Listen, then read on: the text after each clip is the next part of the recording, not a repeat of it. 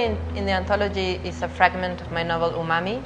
Umami is told in 5 different voices, so it's hard to take away a piece that actually speaks of the whole. But I think this fragment nails it in terms of emotional atmosphere. It's a very short fragment where a girl goes to visit her sister's grave.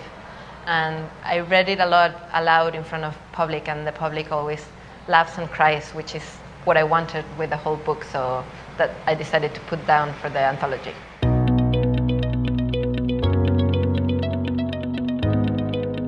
Being selected for this list was a joy and also a form of validation. No?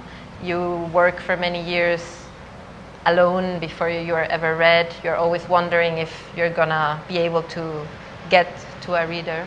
And being in a list like this means that your work has touched someone further away than your own country, and this happens to me a lot with translations, but it rarely happens in Spanish that I have this pleasure of the possibility of being read in other countries in Latin America. So for me, that's the main joy of the project.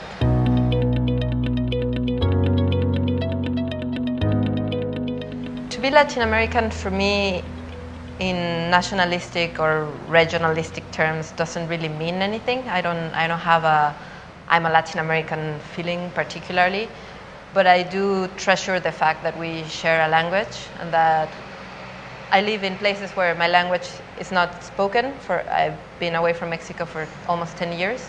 So whenever I come across a Latin American and we can speak the same language, I feel like type of current that doesn't go through when it's not your language, and I treasure that. And we also share, of course, a lot of socio-political dysfunctions that makes us understand the other humor and daily life, I think.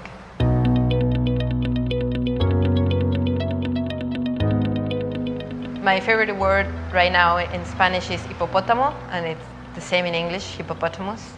And I like it now because I was studying German recently, and one day we learned the word Flusspferd, which means hippopotamus. So Fluss is river and Pferd is horse. And I laughed a lot, and I thought, this is absurd. A hippopotamus looks nothing like a horse. But then the German teacher, who of course knew Greek and Latin, told me it's the same in Spanish, because the Greek root for hippo, it's horse, and potamus is water, it's river. And I like this anecdote now because a lot of my writing process is actually self-translation. So I write first drafts in English often, and I have to translate myself to Spanish.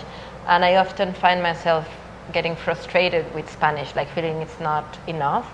This is never true. The problem is always my approach, not the language itself, which is incredibly rich.